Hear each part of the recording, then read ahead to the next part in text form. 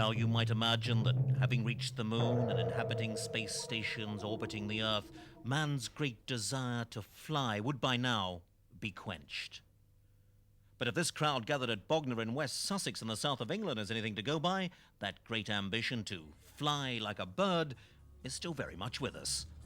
In fact, the annual Birdman of Bognor competition attracts not just a vast array of fowl, but any other weird and wonderful creatures from the world, or rather, near world, of nature.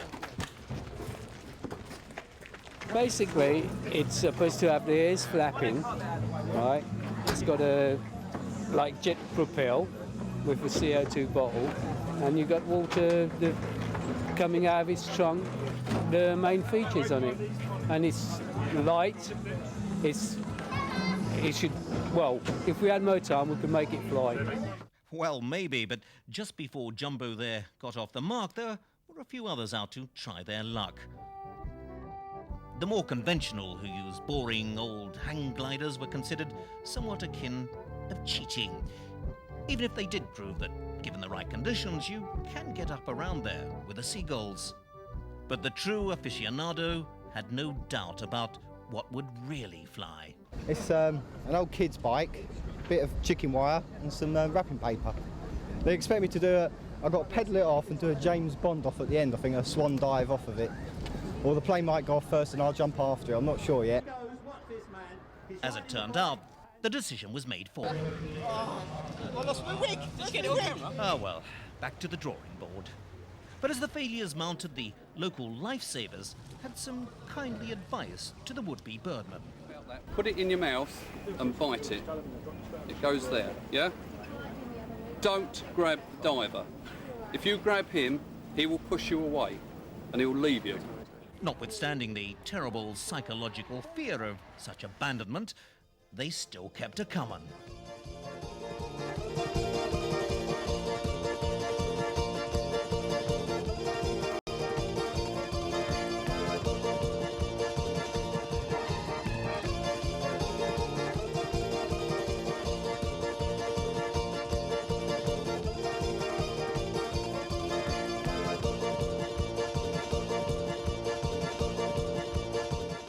Actually, it wasn't half as bad as I thought it was going to be. My main worry with that helicopter was the whole thing just crashing around my ears, but in actual fact there was no real problem. I just managed to lift it out of the way, thankfully, and landed rather awkwardly, but that's the way it goes, I suppose.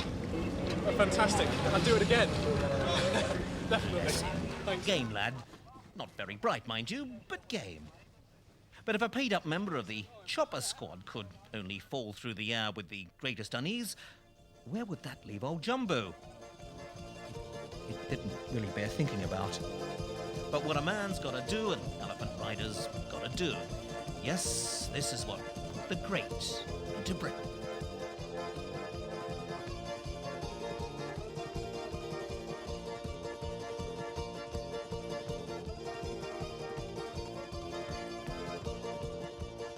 The crowd, being British, were understandably far more worried about the welfare of the animal than they were about the now bedraggled riders of the storm. The normal person might think that the whole thing would be an experience which would last far too long, but not these guys. God, that wasn't long, was it? Of course, there were others who made it all just too long. Mind you, by now, many of the competitors were looking to the future.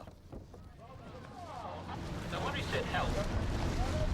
That, according to my list, is the last man to jump. Ah, the same sort of festive crowds probably turned up for the executions at Tyburn.